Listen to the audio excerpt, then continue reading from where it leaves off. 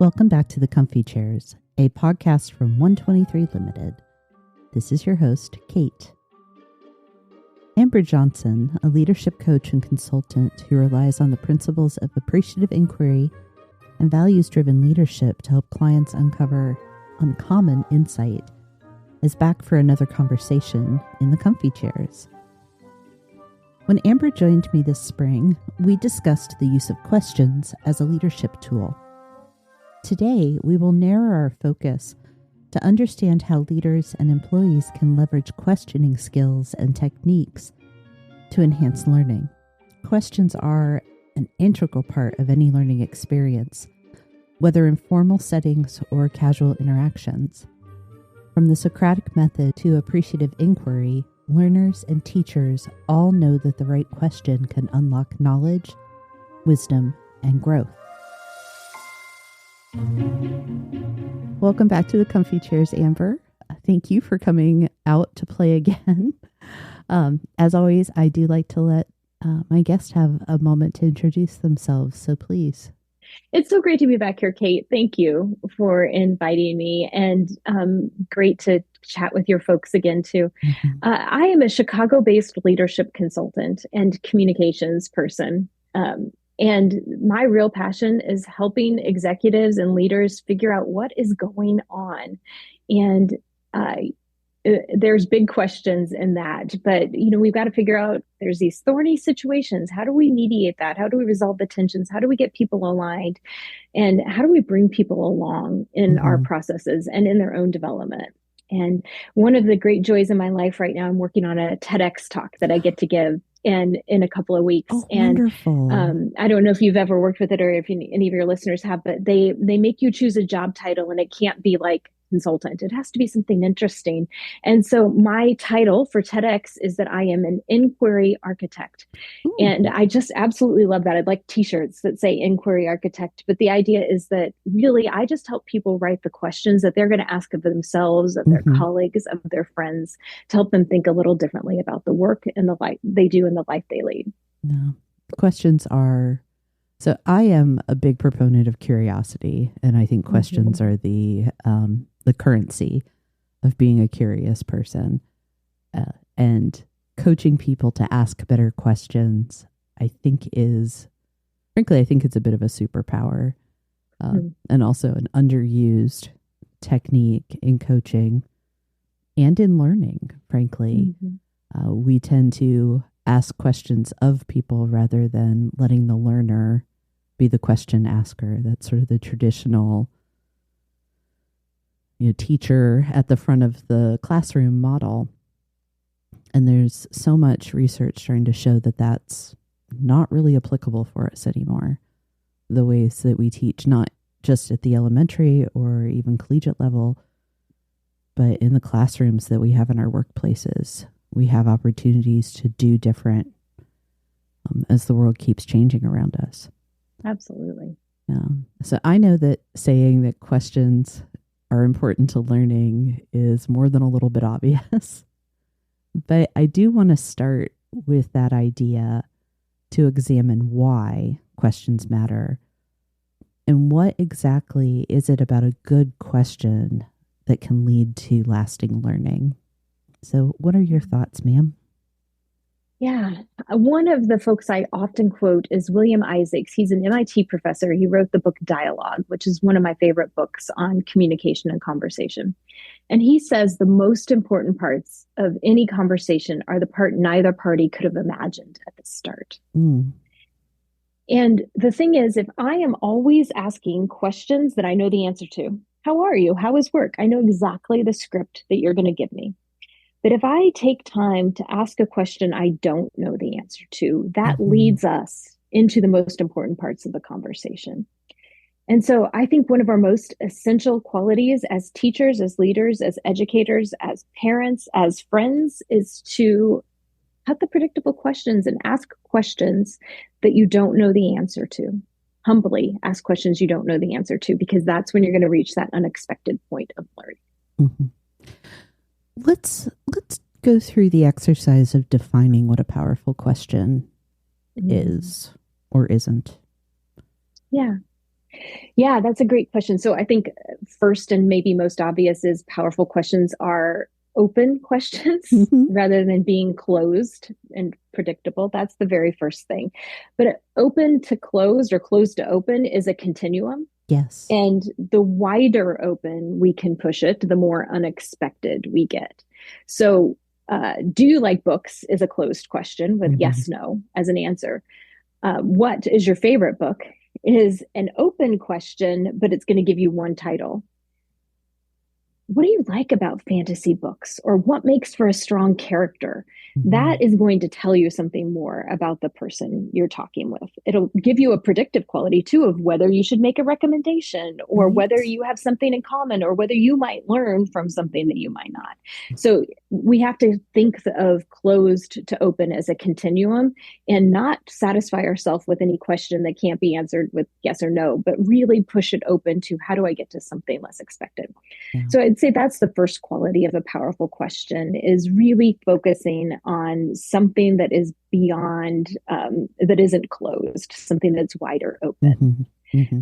I think a next quality is focusing on questions that are positive. And when I say positive, you may think that are only about the rosy things, only about the good things. I don't mean positive in that Pollyannish sense. I mean it in the generative sense, in what my line of work we might say the appreciative sense. I mean Yeah. positive in it's helping us move towards the future, and it is assuming the best. It's showing positive regard Hmm. to the other person. Yeah. So, is that what you're wearing?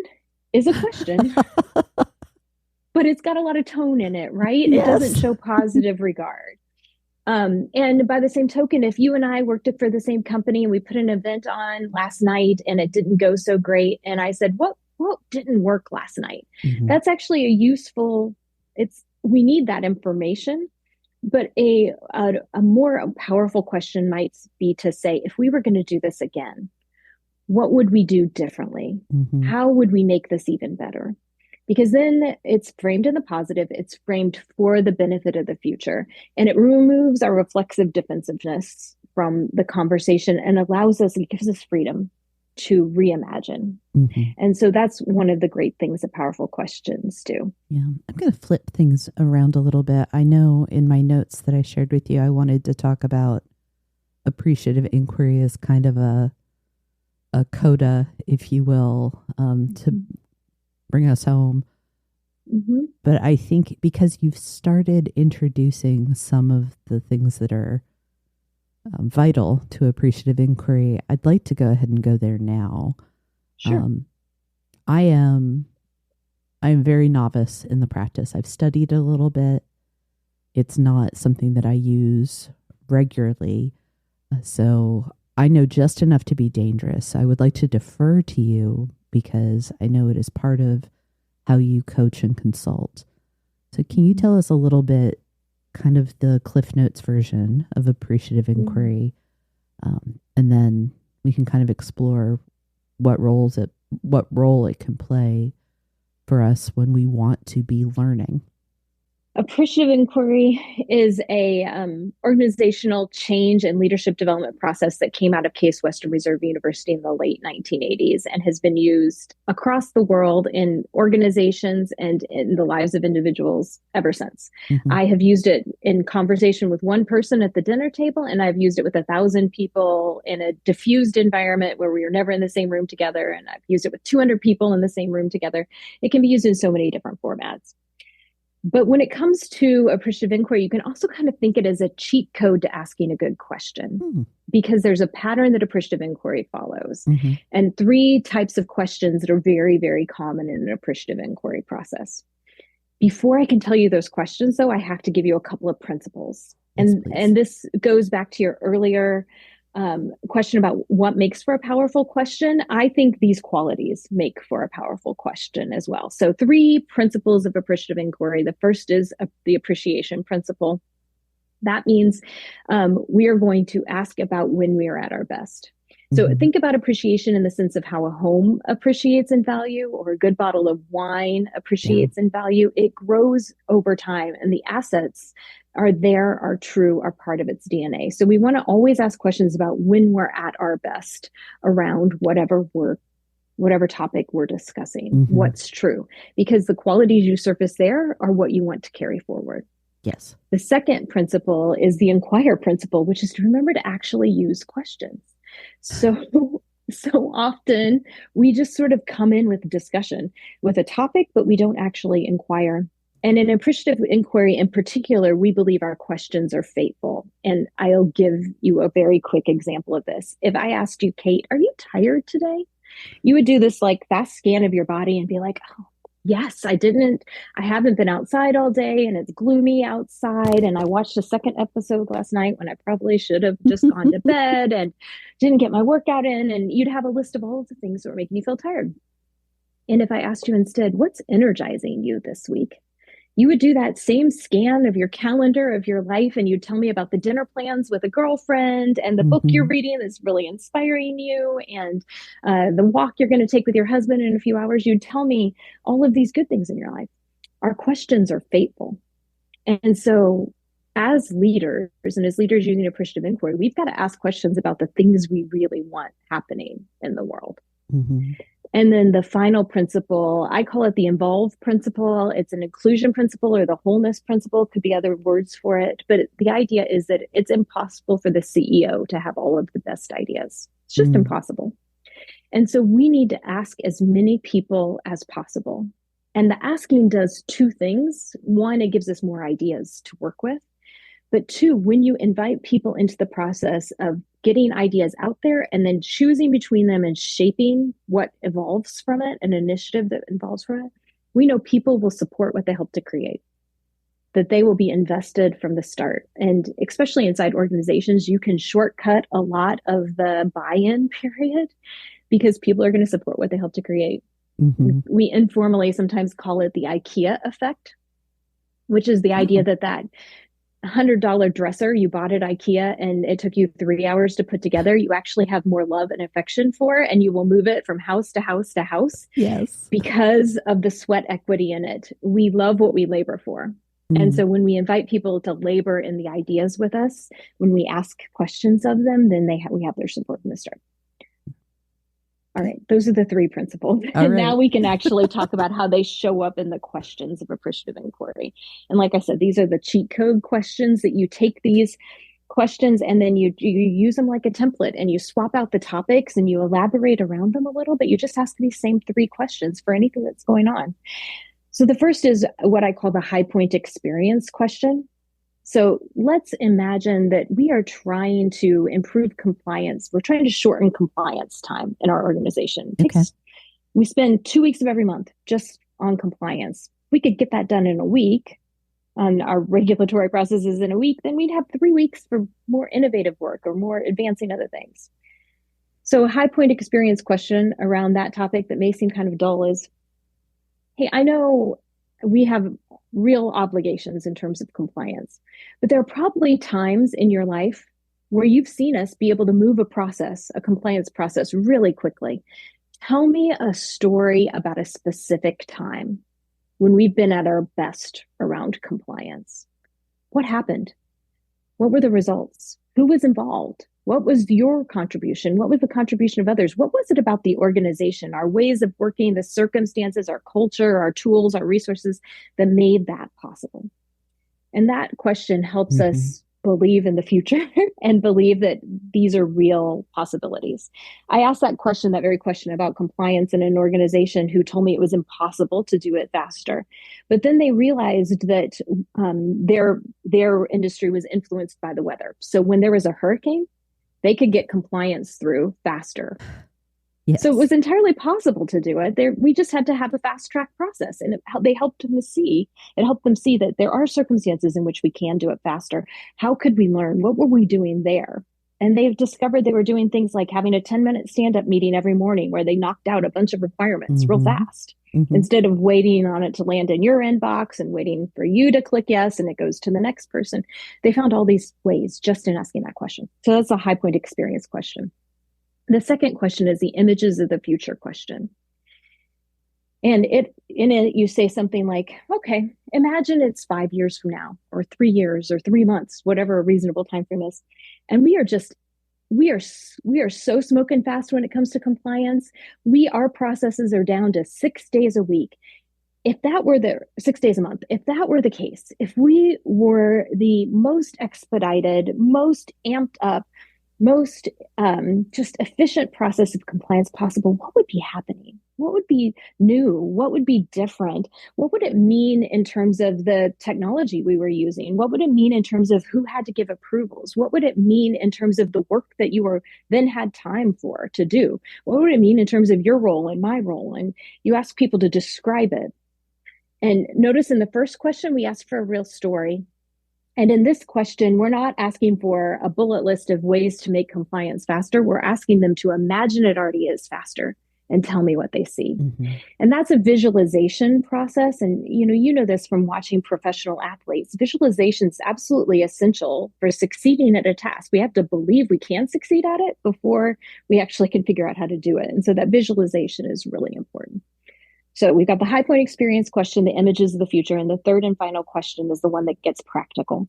And it says, if that's the future we want, what are the 3 most important things we need to do to make it happen? Or maybe it's the 5 most important things. Or maybe you have to say, where do we need to be in 7 years? And then what do we have to do this year to start getting us there? But it takes it from this blue sky idea and lets us narrow it into something we can get into a bite-sized piece, something that we can build action around. Those are the 3 questions of appreciative inquiry. They're powerful.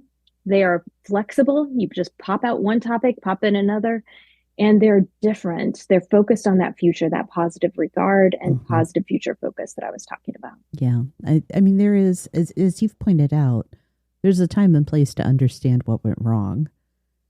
But when we start with the problem, it does tend to, it sets Restrain. a template. It sets a template for what we're going to do. It restrains us, puts us in a mindset of, well, this is what's wrong. We have to avoid wrong, as opposed to when have we been at our best? When have we been successful?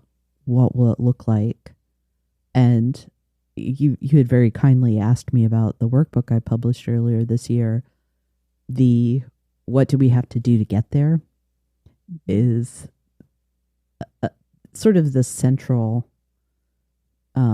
idea of the last portion of the work people go through in creating that personal vision statement. And I love that you brought up visualization because it is so powerful. Mm-hmm. The studies, what is it, basketball?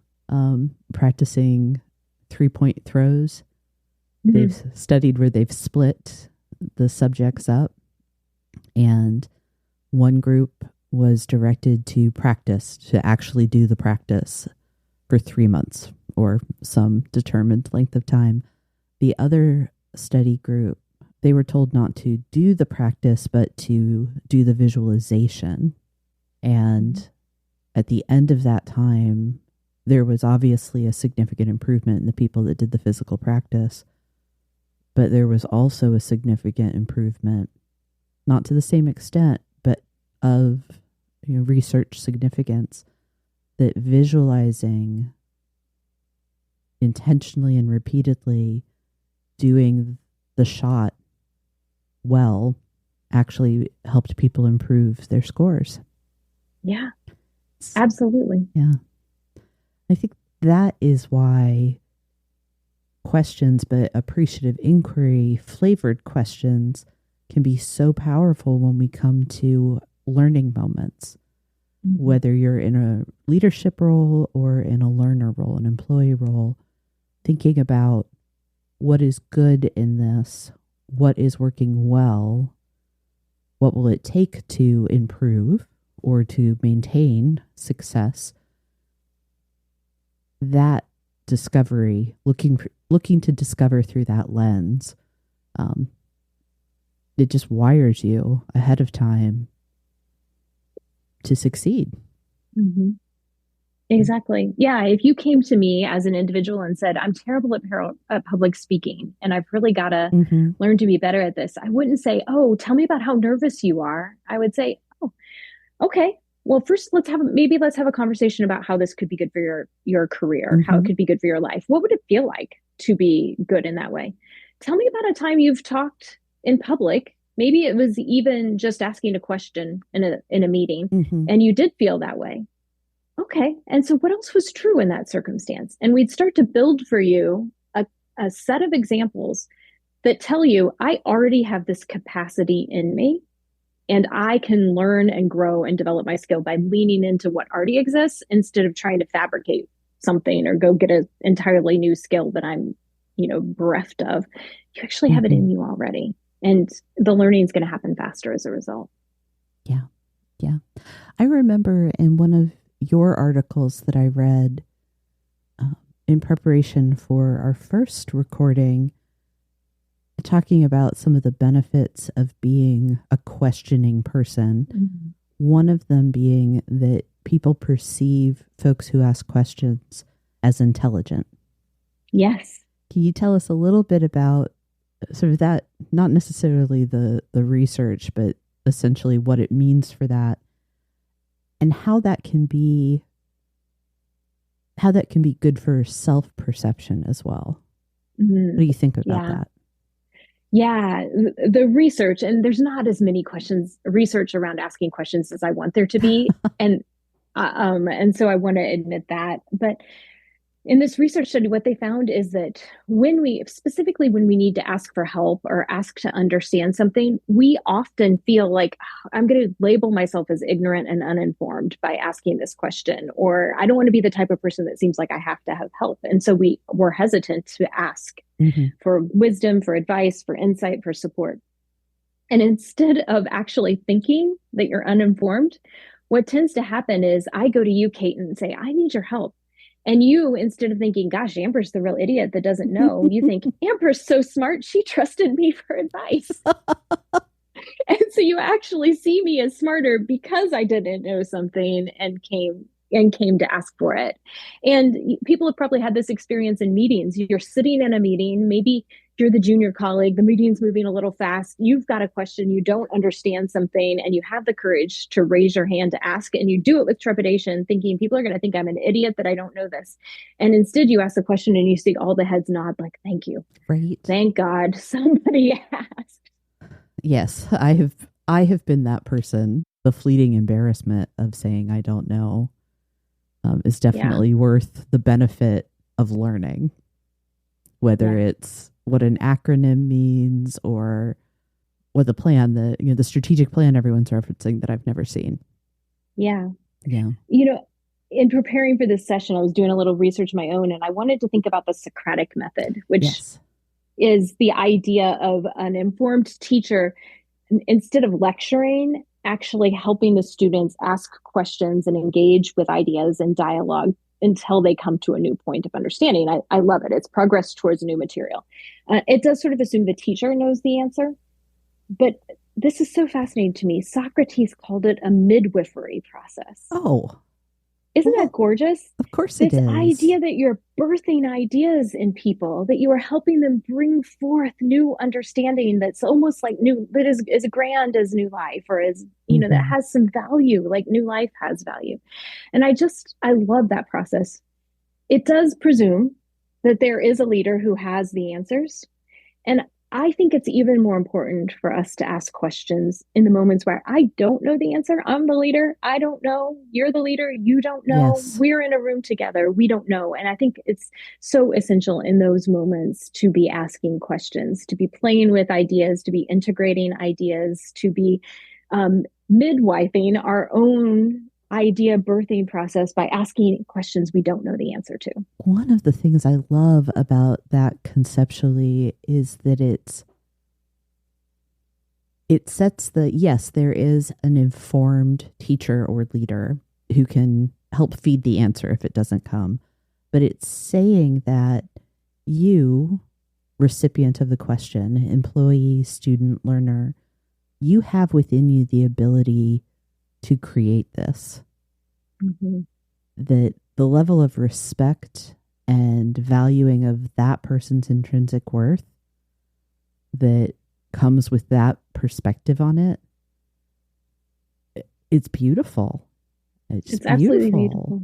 It Yeah, really it's the is. positive regard we were talking about earlier. Yeah. Yeah. And I also love this idea then that ignorance is not a moral failing. Mm. It's the lack of opportunity to gestate an idea, to be exposed to something new.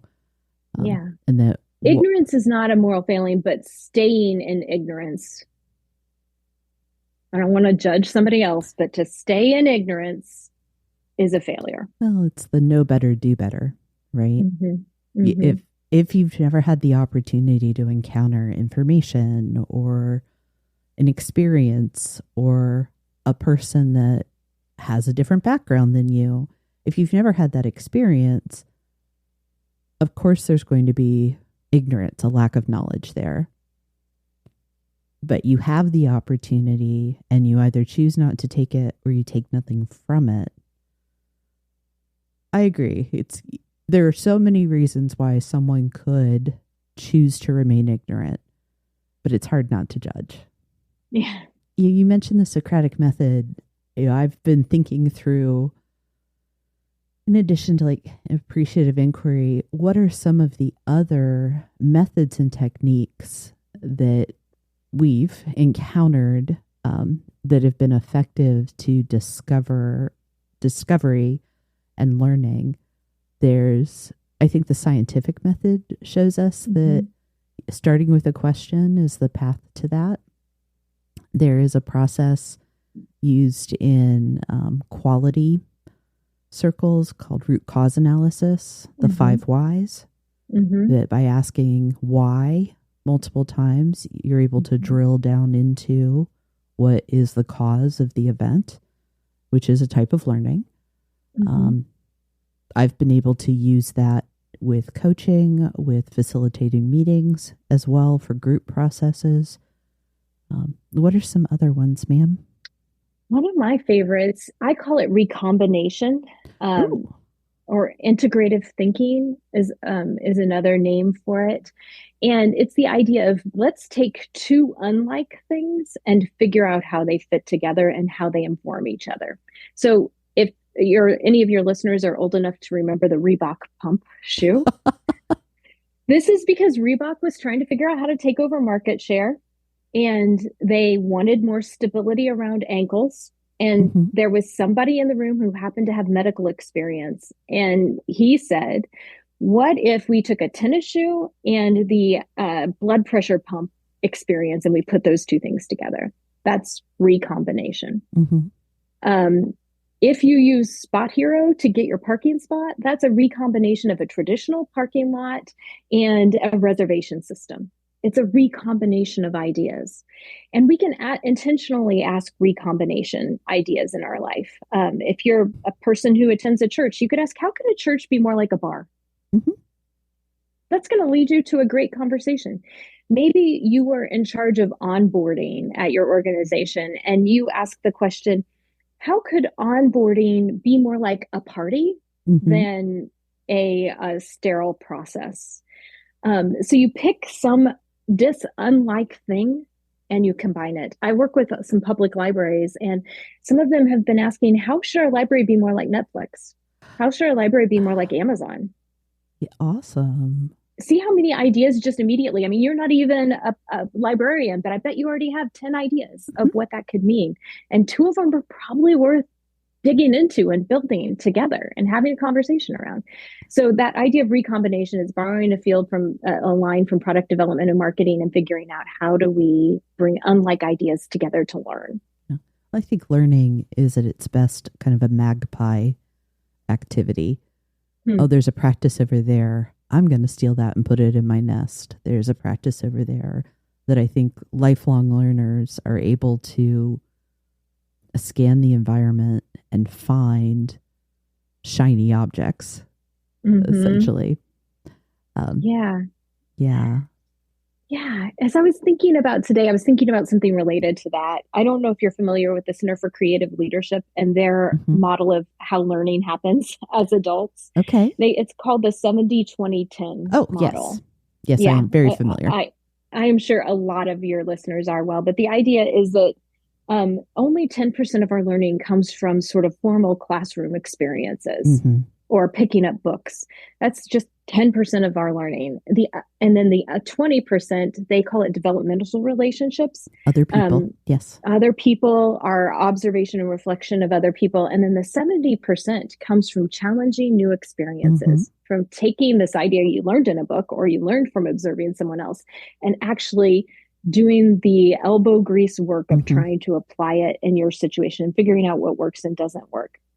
Yeah. And I think what's fascinating about that is when we apply it to questions is what does it mean to do that elbow grease work of applying ideas? How do I get in there and fight with the ideas and wrestle with them, and not in a animosity sort of way, but in a let them live in my space and test ideas through conversation, through literal pilot tests, whatever it might be. Hmm. How do we learn in those challenging experiences of applying ideas? Well, it's a wonderful model. So, yes, very familiar with the 70-20-10, and it's an older formula, but it is time tested.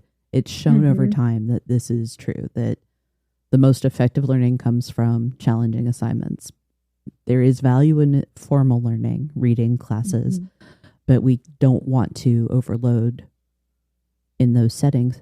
And that tells us something about the types of questions we can pursue, and where we ask them as well. Mm-hmm. That the more kind of formal, let me go research this, let me go to the library questions, if you will, they have value. But if those are all we're asking, we aren't necessarily gaining skill or experience. It's simply knowledge Yeah, for us. absolutely. Other people, watching, reflecting on them, but also asking other people to share knowledge, to demonstrate skills, that we start rounding out our learning capability when we engage with others. And then the questions that take us into the field, if you will, become the most impactful for us. It's not just, what does it take to do X? Tell me about X. It's how will I get it done Mm, then yeah, too. And it can be a pathway to lasting learning. You can yeah. start with I'm going to look up a book or article on this, then I'm going to go talk to someone about it, and then I'm going to go do it. Mm-hmm. And then the step after that is, I did it. What have I learned? Mm-hmm. The reflection. Yeah. The reflection. Bob Quinn at University of Michigan, I once heard him say that as adults, we learn leadership through crisis or self-reflection. And most of us try to avoid crisis. So we've got to get in there with the self-reflection. Yeah. And I just think that's so true that we get so busy, we stop to ask, what did I learn? Mm-hmm. And I don't even think it has to be in your life. It can be if you're observing something going down in your organization, maybe you're at a distance from it, but it didn't happen the way you thought it should. Just even doing a little thought process as you drive home at night. If I were in charge of that, what might I have done? Mm-hmm. What would I have added to that process, or where would I have communicated differently? You can even learn from somebody else's experiences Yes. when we pause for self-reflection, Yeah. for reflection. Well, and that's, I think, why one of the reasons professionally why mentorship is so important, Mm. combined with a very robust active reflection practice. Yeah. In some of the, I'm big into create a model for how to do it. I like people to have mental models that help them walk through processes. And when I was leading a learning department, I created a set of guidelines for how we were doing self-study, like virtual self-study modules. It was you would encounter, like, here's the information that we want you to know, the skill, the thing. The next part was reflect. What does this mean for me?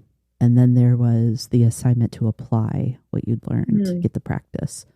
So it Mhm. is that continuum that we're talking about. I really appreciate you bringing up CCL and letting me do my learning and development nerd moments, because one of the things I shared with you in my notes, in my own L&D practice as a consultant, because I like mental models, I have a model that works in the background for how I think about coaching, creating learning experiences. And because I like to entertain myself when I name things, I call it the learning engine. Like, what is it Mhm. that powers Mhm. learning? And I think of it as a 4-stroke engine. My husband was a mechanic for a while.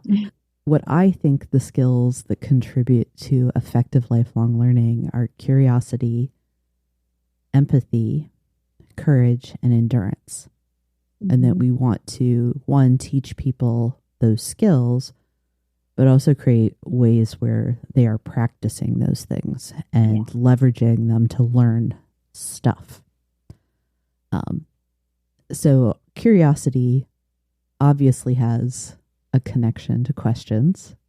I've already made that case. But I'm very curious, Amber, for you, how do you think being skilled at questions, what I will call Mm. question acumen, functions inside that learning engine?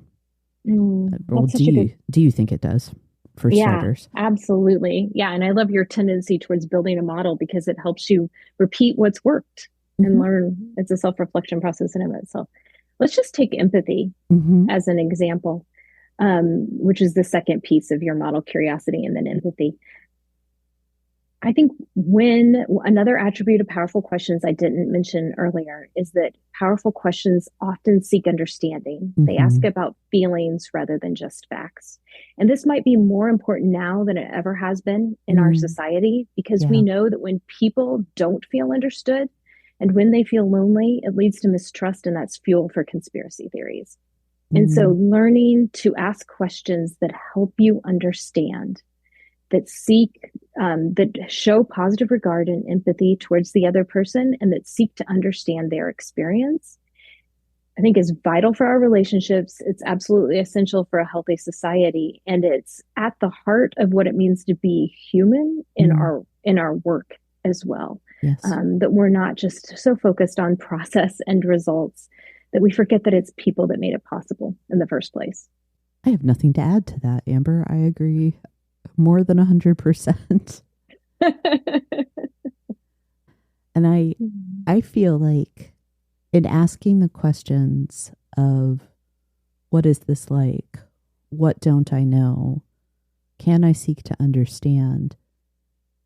What a learner is doing in that process is beginning to collect evidence of their capability or new knowledge Mhm. that I think drives the courage to go again, to ask Mhm. the next question, to make the next attempt at something new, to possibly fail.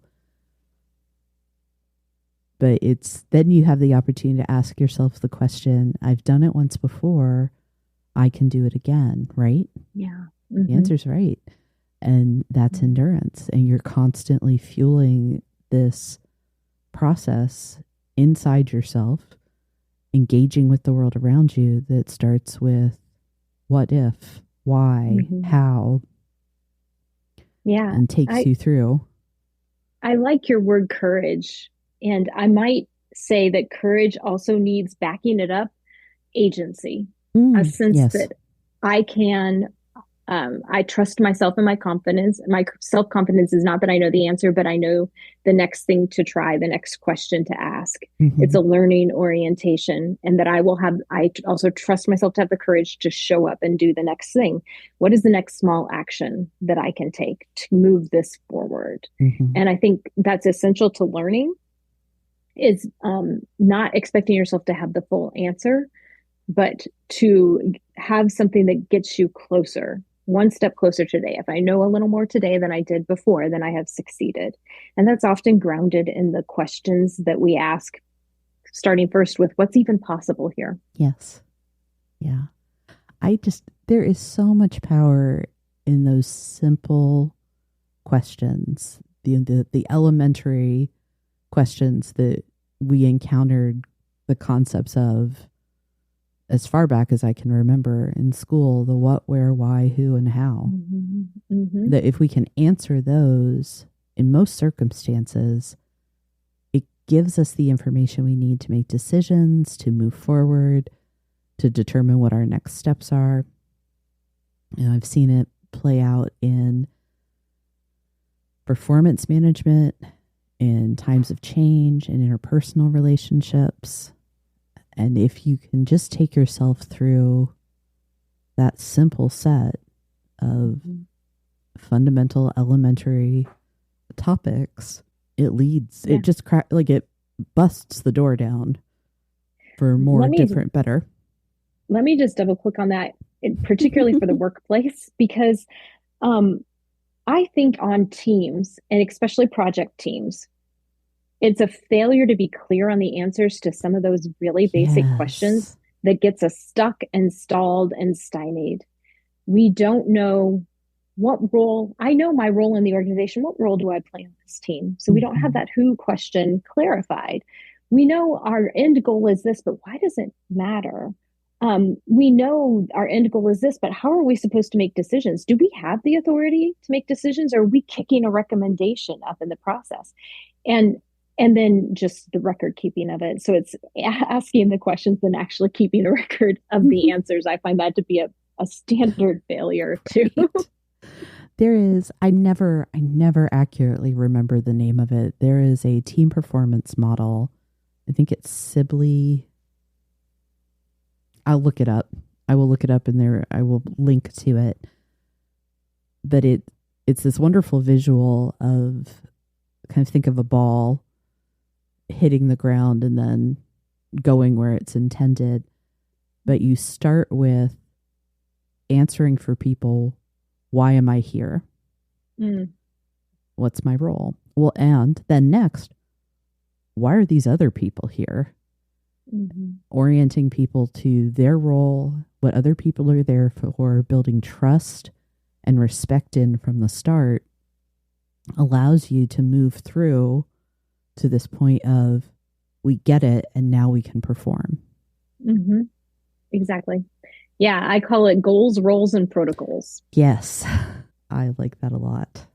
You know, honestly, let me just be honest about that language. For years, we called it goals, roles, and guidelines. And not long ago, I was thinking to myself, there's got to be, I wanted to feel memorable. And I used ChatGPT and I said, here, I'm describing this. And I want something that means like guidelines, guardrails, and it spit out protocols in 10 seconds. And that's, I think, an aspect of asking questions that we haven't mentioned yet is that prompt engineering, to use the fancy language for it, is actually a great way to learn. It's a great way to learn. Well, that echoes back to our conversation this spring, that you get the answers to the questions you ask. So how you form your question is going to result in the answer you get. Absolutely. And ChatGPT, all of AI is teaching us that the quality of our prompts, prompt being a synonym for question, is showing up in the quality of what's produced for us. Absolutely. Yeah. So you can teach yourself a lot about great questions and how to learn from them by a little bit of play, which I think is another thing in talking about the reforming.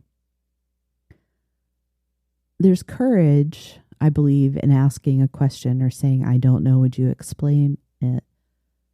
There's also courage in the work world and in being an adult, a professional, in letting yourself be playful with things. What would it look like for this experience to be more like that other experience that I had? That's playful. Um, Taking some time to play with ChatGPT for Mhm. no other purpose than I want to learn more about how to do this better. That Yeah. we have to be willing to not take ourselves too seriously.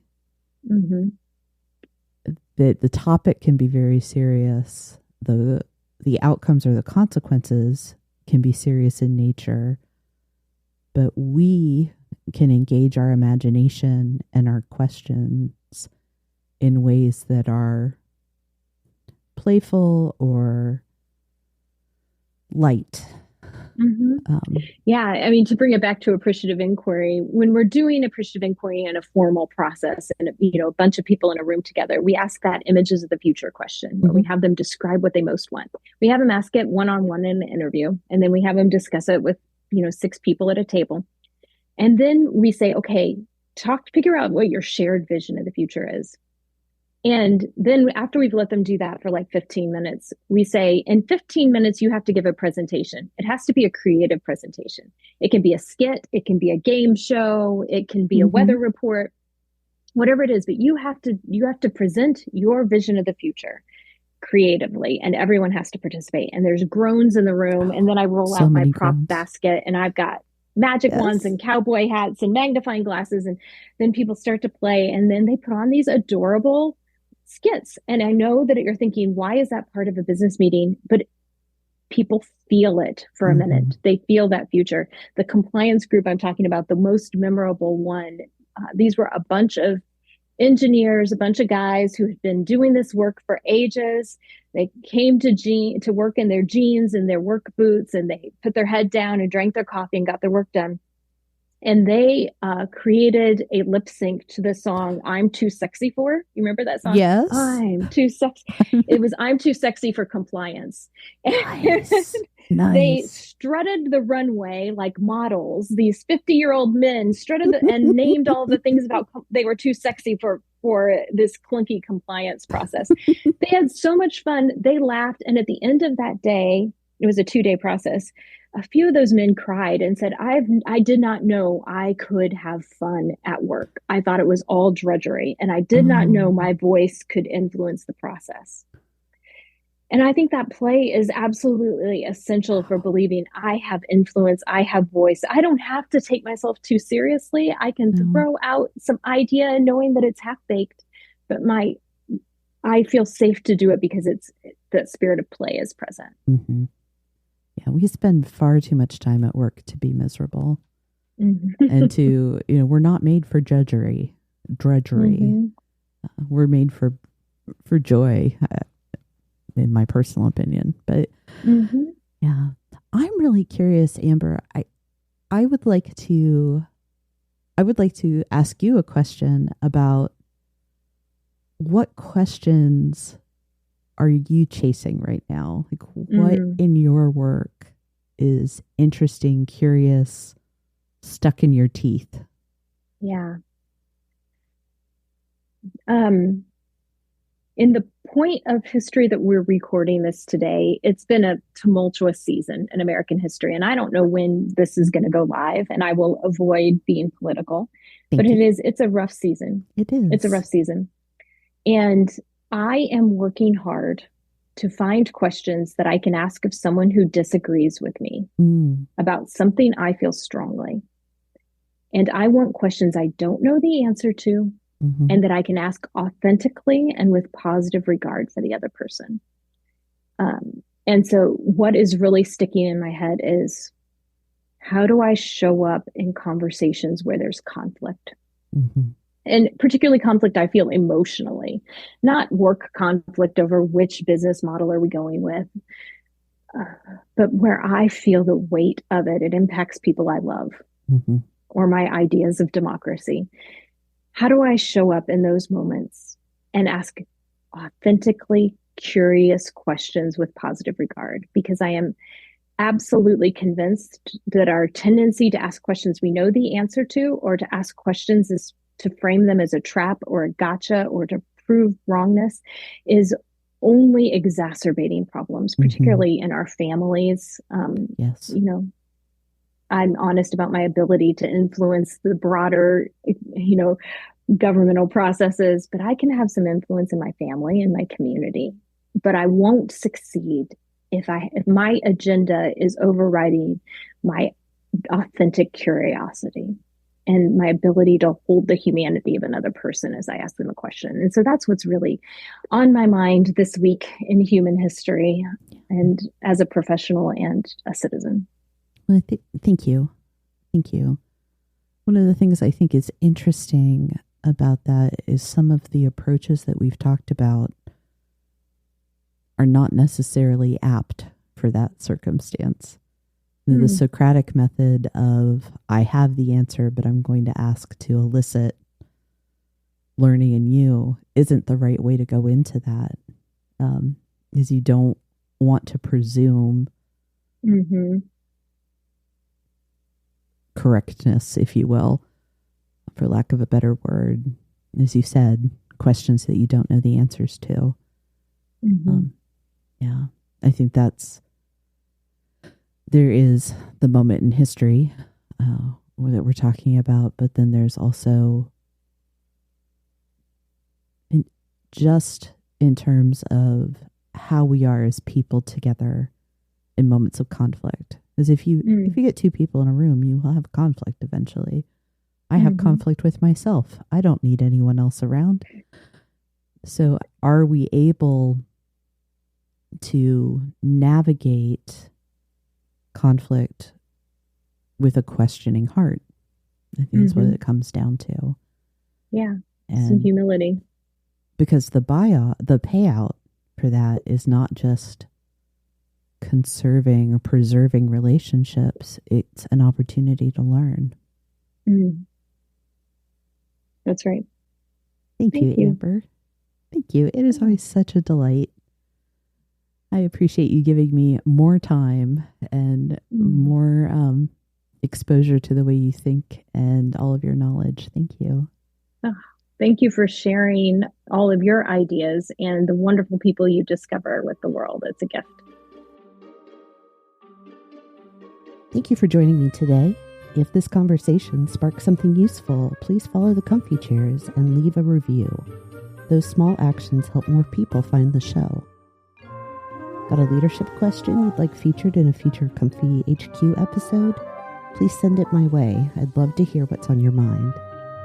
And when you're ready to move from ideas into action, 123 Limited helps leaders build stronger teams, sharper strategies, and better talent plans.